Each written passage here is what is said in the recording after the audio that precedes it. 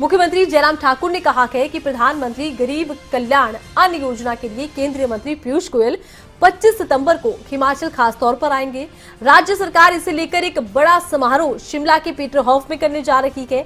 वहीं उन्होंने कहा कि प्रदेश में बरसात की वजह से जो नुकसान हुआ है उसके आकलन की रिपोर्ट केंद्र को भेजी जा रही है।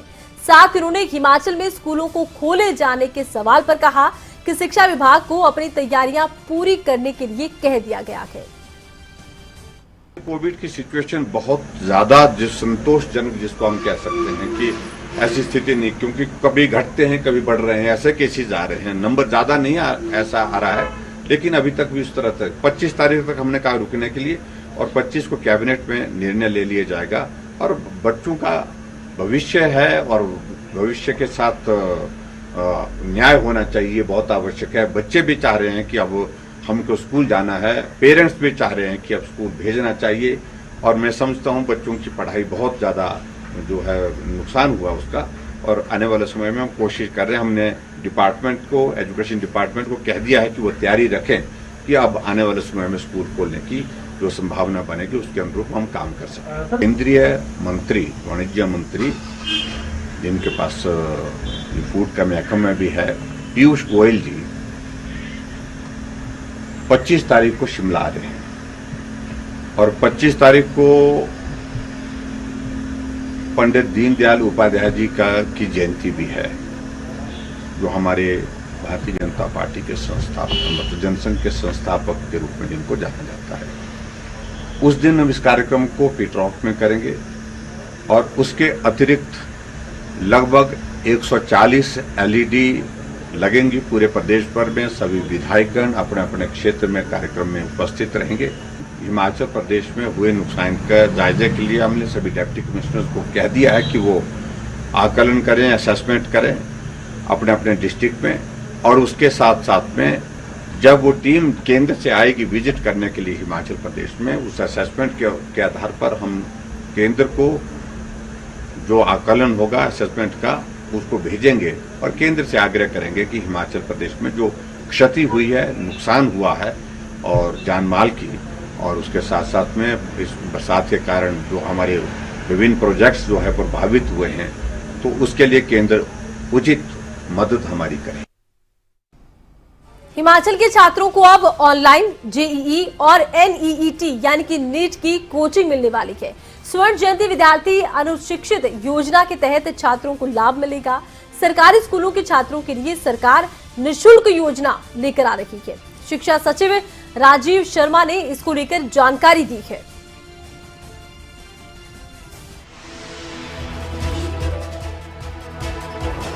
तो शिक्षा सचिव राजीव शर्मा ने इसकी जानकारी दी है कि कैसे छात्रों को जेईई और एनईईटी की कोचिंग अब ऑनलाइन दी जाएगी।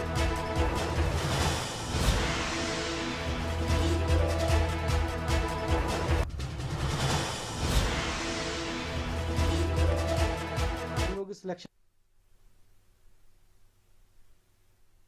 में है उनका हम लोग सिलेक्शन करेंगे बीच में से जो अच्छे बच्चे या टॉप 11वीं और 12वीं में बच्चे जो पहुंचेंगे या जो आज भी बच्चे 11वीं और 12वीं में हैं उनका हम लोग सिलेक्शन करेंगे बीच में से जो अच्छे बच्चे या टॉप 10% आएंगे उनको हम लोग लाइव क्लासेस भी इसकी जेईई और नीट की तैयारी के लिए करवाएंगे और एडिशनल मटेरियल्स भी उनको हम लोग प्रोवाइड करेंगे ताकि एटलीस्ट ये जो कोचिंग की नीड्स है उनकी वो पूरी हो सके और उनको फालतू में कहीं और जगह जाना ना पड़े। बहुत जगह डमी एडमिशन्स की बात करते हैं, कई जगह पे कोचिंग में जाने के लिए स्टेशंस बदलते हैं, बाकी करते, तो एटलीस्ट हमारे बच्चे जो डिप्राइव्ड है, जो जिनके पास साधन नहीं है, उनको भी हम लोग बाकी लोगों के लेवल पे ला सकें, उनको एक लेवल प्लेइंग फील्ड दे सकें। ये शिक्षा विभाग का एक योजना है और इस पर हम लोगों ने कार्यान्वयन शुरू कर दिया। कैबिनेट मंत्री सुरेश भारद्वाज का दिल्ली दौरा है। केंद्रीय मंत्री हरदीप सिंह पुरी से उन्होंने खास भेंट की है। सुरेश भारद्वाज ने कई परियोजनाओं को लेकर उनसे चर्चा की। केंद्रीय मंत्री ने राज्य सरकार को सहयोग का आश्वासन दिया है। तो केंद्रीय मंत्री ने राज्य सरकार को सहयोग का आश्वासन दिया है। केंद्रीय मंत्री हरदीप सिंह पुरी से उन्होंने मुलाकात की है। मुलाकात खास, मुलाकात अहम बताई जा रही है। और देखिए, सुरेश भारद्वाज ने कई मुद्दों पर, कई परियोजनाओं पर उनसे चर्चा की और कैबिनेट मंत्री सुरेश भारद्वाज का दिल्ली दौरा खास माना जा रहा है। केंद्रीय मंत्री से उन्होंने मुलाकात की है। केंद्रीय मंत्री हरदीप सिंह पुरी से उन्होंने भेंट की, कई मुद्दों को लेकर चर्चा की है। सुरेश भारद्वाज ने कई परियोजनाओं को लेकर आश्वासन दिया है। खबर पर अपडेट के लिए खबरें अभी तक के संवाददाता अनिल मोर इस वक्त हमारे साथ फोन लाइन पर जुड़ चुके हैं। देखिए, सुरेश भारद्वाज का दिल्ली दौरा है। अनिल, दौरा कितना खास? देखिए, बिल्कुल एक खास दौरे पर जो हिमाचल प्रदेश के कैबिनेट मंत्री हैं सुरेश भारद्वाज, वो दिल्ली पहुंचे थे। शहरी विकास मंत्री सुरेश भारद्वाज ने केंद्रीय मंत्री हरदीप पुरी से मुलाकात की और जो चर्चा की है, जो कई परियोजनाएं हैं, जो योजनाएं हिमाचल प्रदेश में चल रही है केंद्र सरकार की, उनके बारे में चर्चा की। इसके अलावा एक इन्विटेशन भी यहाँ पर दिया गया है केंद्रीय मंत्री को, क्योंकि जो शहरी विकास विभाग है हिमाचल प्रदेश का, उसकी जो स्थापना दिवस है वो 29 सितंबर को शिमला में आयोजित किया जा रहा है। वो एक कार्यक्रम आयोजित किया जा रहा है। उस कार्यक्रम के लिए केंद्रीय मंत्री को न्योता भी यहाँ पर दिया गया है। वहीं केंद्रीय मंत्री की तरफ से हिमाचल प्रदेश के कैबिनेट मंत्री को पूरा आश्वासन दिया गया है। जो भी केंद्र सरकार की योजनाएं हिमाचल प्रदेश में चल रही है, पूर्ण सहयोग का आश्वासन यहाँ पर दिया गया है। जी, तो पूर्ण सहयोग का आश्वासन दिया गया है ताकि लाभ प्रदेश को मिल सके। बहुत बहुत शुक्रिया अनिल, तमाम जानकारी आपने दर्शकों तक पहुंचाई। शिमला में कांग्रेस कार्यकर्ताओं का प्रदर्शन देखने को मिला है। ये जो प्रदर्शन है, ये पूर्व प्रधान परसराम हत्या मामले पर कांग्रेस की तरफ से किया गया। मांग की गई है न्यायिक जांच की, और हत्या का ये मामला है 25 अगस्त को कुल्लू कोर्ट परिसर में पूर्व प्रधान और उनकी पत्नी पर हमला किया गया था। हमले के बाद इन दोनों को अस्पताल में भर्ती करवाया गया था। इलाज के दौरान पूर्व प्रधान की मौत हो गई थी। अब इस मामले में न्यायिक जांच की मांग कांग्रेस कर रही है। वहीं अगर हम पुलिस की बात करें तो पुलिस का कहना है कि कुल 9 आरोपी हैं इस मामले में, 7 हिरासत में हैं। अंतर्गत जो है रफा दफा करने का प्रयास हो रहा है, जिसे हम होने नहीं देंगे। हम राज्यपाल महोदय से ये मांग करने जा रहे हैं कि इसकी न्यायिक जांच होनी चाहिए, और साथ में क्योंकि जो परिवार का कमाने वाला था उसको तो वो तो जो है उसकी तो मृत्यु हो गई है, उनका कत्ल हुआ है। तो उनके परिवार में उनके 2 पुत्र हैं, कम से कम एक पुत्र को जो है सरकारी नौकरी मिलनी चाहिए।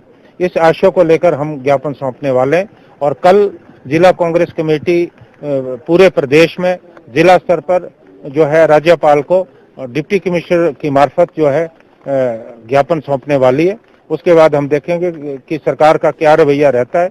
अगर सरकार का रवैया उदासीन रहता है तो निश्चित तौर पे कांग्रेस पार्टी जो है सड़कों में उतरेगी।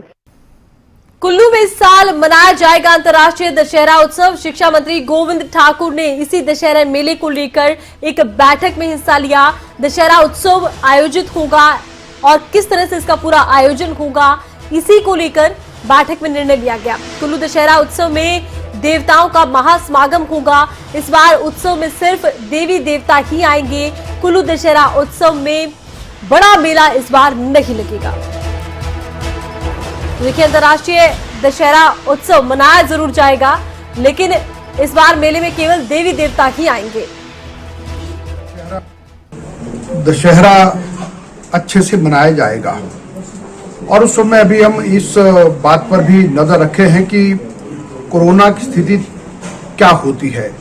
लेकिन अभी इस बात पर निर्णय लिया गया है कि सभी देवी देवता दशहरा में जो भी आना चाहते हैं सभी आएंगे, और हम 25 तारीख को कारदारों की एक बड़ी बैठक जनरल हाउस करने वाले हैं, और उसमें सभी को आदर पूर्वक दशहरे में आने के लिए निमंत्रित करेंगे।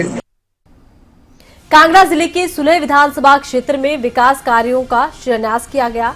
बड़गवार पंचायत में 33 लाख की लागत से पंचायत घर का शिलान्यास किया गया। विधानसभा अध्यक्ष विपिन परमार ने इस मौके पर कहा कि सुलह विधानसभा क्षेत्र में रिकॉर्ड 14 नई पंचायतों का गठन किया गया है।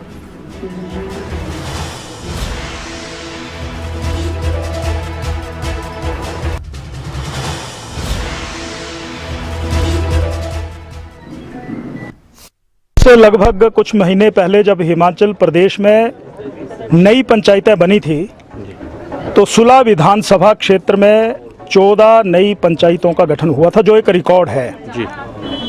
और ये भारतीय जनता पार्टी के शासन में ही संभव है, यानी नामुमकिन को मुमकिन करने का काम।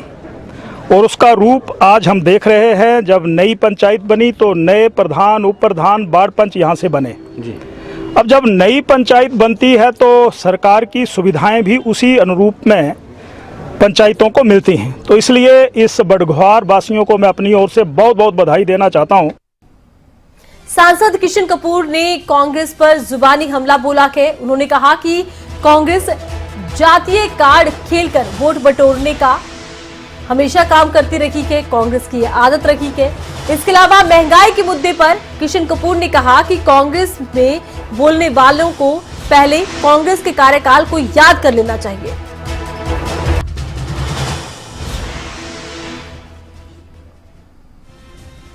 श्री नैना देवी में एक कार पर पेड़ गिर गया। बड़ी खबर आपको बता रहे हैं। इस हादसे में कार सवार गंभीर तौर पर घायल हो गए हैं। नैना देवी से दर्शन कर लुधियाना वापस ये श्रद्धालु लौट रहे थे। इस हादसे में गाड़ी पूरी तरह से क्षतिग्रस्त हो गई। तो देखिए, बरसात का ये मौसम है और ऐसे में लैंडस्लाइड बार बार एक बड़ी समस्या बन रहा है और इसी लैंडस्लाइड का ही नतीजा है कि एक पेड़ एक कार पर गिर गया, कार क्षतिग्रस्त हो गई, कार सवार बुरी तरह घायल हो गए। घायलों को अस्पताल भर्ती करवाया गया और देखिए, दर्शन के बाद ये परिवार वापस लौट रहा था। लुधियाना ये परिवार जा रहा था। इस दौरान रास्ते में ये परिवार हादसे का शिकार हो गया। ਅਸੀਂ ਜੀ ਨੈਣਾ ਦੇਵੀ ਤੋਂ ਮੱਥਾ ਟੇਕ ਕੇ ਆ ਰਹੇ, ਸੁੱਖ ਸੀਗੀ, ਠੀਕ ਆ ਜੀ। ਆਪਣੇ ਨਾਲ ਦਾ ਗੁਆਂਢੀ ਯਾਰ ਦੋਸਤ ਸੀਗੇ, ਉਹਦੀ ਗੱਡੀ 'ਚ ਆ ਰਹੇ ਸੀ ਅਸੀਂ ਮੱਥਾ ਟੇਕ ਕੇ। ਉਹ ਦਰਖਤ ਜੜ੍ਹਾਂ 'ਚੋਂ ਨਿਕਲ ਗਿਆ, ਦਰਖਤ ਸੀਗਾ ਭਾਰਾ, ਇਹ ਥੋੜੀ ਅੱਧੀ ਲੰਘ ਗਈ ਸੀਗੀ ਤੇ ਅੱਧੀ ਦੇ ਵਿਚਕਾਰੋਂ ਡਿੱਗ ਗਿਆ। ਸੱਟਾਂ ਲੱਗੀਆਂ ਮੁੰਡੇ ਦੇ। ਕਿਹੜੀ ਜਗ੍ਹਾ ਹੋਇਆ ਜੀ ਹਾਦਸਾ? ਆ ਨਾਲ ਹੀ ਬਸ ਆਨੰਦਪੁਰ 'ਚ ਹੀ ਪੈਂਦਾ ਨਾ ਇਹ, ਆ ਥੋੜਾ ਅੱਗੇ ਜਾ ਕੇ ਆ। ਹਾਂਜੀ, ਕਿੰਨੇ ਬੰਦੇ ਦੇ ਤੁਹਾਡੇ ਨਾਲ ਜੀ? ਸਾਡੇ ਇੱਕ ਮੇਰਾ ਬੇਟਾ ਸੀਗਾ, ਮੇਰੇ ਘਰ ਦੇ ਸੀ, ਮੇਰੀ ਬੇਟੀਆਂ ਦੋ, ठीक है जी, एक गुड़िया नाल होर सी। तो चलिए, खबर पर ज्यादा अपडेट के लिए खबरें अभी तक के संवाददाता सुनील ठाकुर इस वक्त फोन लाइन पर जुड़ चुके हैं। सुनील, देखिए, हादसा डरा देने वाला है क्योंकि एक चलती कार पर पेड़ गिरा है। फिलहाल देखिए क्या स्थिति है, कितने लोग घायल हैं, अस्पताल में क्या स्थिति है, क्या गंभीर हालत में भी कोई है? जी, आपसे मैं बताना चाहूंगा इसमें कुछ जख्मी हुए हैं जिनको क्षेत्रीय अस्पताल आनंदपुर में ले जाया गया है, वहां पर उनका इलाज चला हुआ है। ये घटना पंजाब और हिमाचल की जो सीमा है उस तरह हुआ है और इसके साथ ही एक बस, अचानक बस बाल बची है जिसमें काफी सवारी थी और एक पेड़ जो प्राइवेट व्हीकल है उसके ऊपर गिरा है, उसमें कुछ लोग घायल हुए हैं, उनको आनंदपुर में ले जाए गए हैं। जी, बहुत बहुत शुक्रिया तमाम जानकारी सुनील आपने दर्शकों तक पहुंचाई। तो देखिए, चलती कार पर ये पेड़ गिरा और एक बस भी ऐसे ही एक हादसे का शिकार होते होते बची। हिमाचल में बरसात ने कहर बरपाया है। कहीं बादल फटने की घटना सामने आई तो कहीं भारी बरसात से फसलों को काफी नुकसान हुआ है। एक रिपोर्ट देखिए।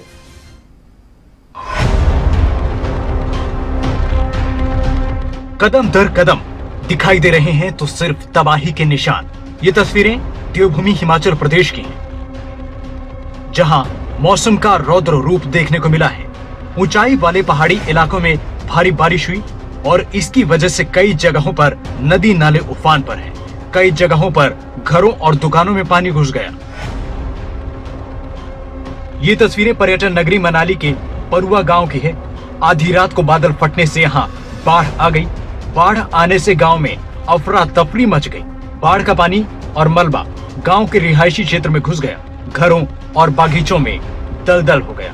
हालांकि यहाँ बादल फटने से कोई जानी नुकसान तो नहीं हुआ, लेकिन लोगों का आर्थिक नुकसान जरूर हुआ है। सिरमौर जिले के नाहन तहसील के चमियार कोराड़ गांव में भी बादल फटा है। यहाँ बादल फटने के बाद भारी तबाही देखने को मिली है। घरों में कीचड़ घुस गया, फसलें तबाह हो गई। भारी बारिश की वजह से भूमि का कटाव भी हो रहा है। ये तस्वीरें बिलासपुर जिले की हैं।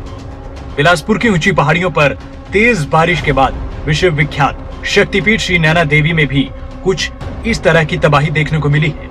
घरों और दुकानों में पानी घुस गया। भूस्खलन के चलते भाखड़ा डैम, नंगल, श्री नैना देवी मार्ग बंद हो गया है। खराब मौसम और तेज हवाओं से लोग खूब परेशान हुए। बारिश ने जहां दुकानदारों को परेशान किया, वहीं स्थानीय लोगों को भी बारिश की वजह से काफी परेशानी झेलनी पड़ी। लगातार हो रही बारिश के बाद हिमाचल प्रदेश में कई जगहों पर लैंडस्लाइड देखने को मिल रहा है। लोग परेशान हैं। अभी आने वाले कुछ दिन तक हिमाचल प्रदेश में बारिश का ऐसा ही रूप देखने को मिल सकता है। न्यूज डेस्क रिपोर्ट, खबरें अभी तक। प्रशिक्षित बेरोजगार संघ ने प्रारंभिक शिक्षा निदेशक को एक ज्ञापन सौंपा है।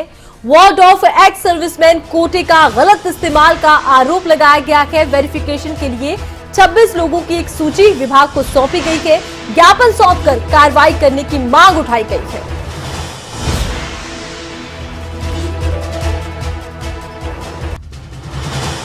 तो देखिए, कार्रवाई की मांग की गई है और प्रशिक्षित बेरोजगार संघ है ये, इनका कहना है कि एक्स सर्विसमैन कोटे का गलत इस्तेमाल किया गया है। एक सूची भी दी गई है जांच के लिए। चाहते हैं कि आज हमने ज्ञापन सौंपा है और एक स्पेसिफिकली जो एक नाम हमने मेंशन किया है आज, तो हम चाहते हैं कि विभाग इस पे कार्रवाई करे और या तो बर्खास्त करे उस इंसान को जिसने सेकंड टाइम उस कोटे का यूज़ किया हुआ, क्योंकि एक शपथ पत्र जो देना पड़ता है जॉब के टाइम पे कि उनके घर से कोई उस कोटे का यूज़ नहीं किया हुआ है, लेकिन एक झूठा एक जो RTI हमने पाई गई आज उसमें झूठा बताया गया कि पहले भी उस कोटे का यूज़ किया गया है। तो हम चाहते हैं कि विभाग उस चीज़ की कार्रवाई करे, अदरवाइज हमें ही विभाग के ऊपर कार्रवाई करनी पड़ेगी। निर्धारित अवधि से करीब 3 महीने बाद होने जा रहे पंचायत चुनाव को लेकर पीठासीन अधिकारी और पोलिंग अधिकारियों की केलांग में 1 दिवसीय कार्यशाला का आयोजन किया गया। ये पूर्वाभास प्रशिक्षण शिविर था। इसमें आपको बता दें कि चुनावी ड्यूटी में तैनात लगभग 200 कर्मचारी और अधिकारियों ने हिस्सा लिया। अलग अलग पूर्वाभ्यास 26 सितंबर को रखा गया है। बता दें 19 सितंबर और 1 अक्टूबर को लाहौल स्पीति जिले के 10 जिला परिषद, 14 समिति सदस्य, 27 पंचायत के प्रधान और उप प्रधानों के चुनाव होने जा रहे हैं।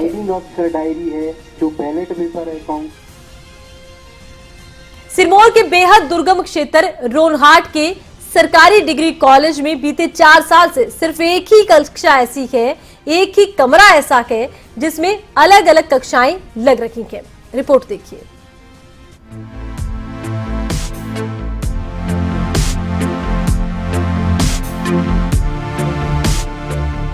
वोटों की राजनीति शिक्षा को किस तरह से प्रभावित कर सकती है, इसका जीता जाता उदाहरण दुर्गम क्षेत्र का रोनहाट डिग्री कॉलेज है।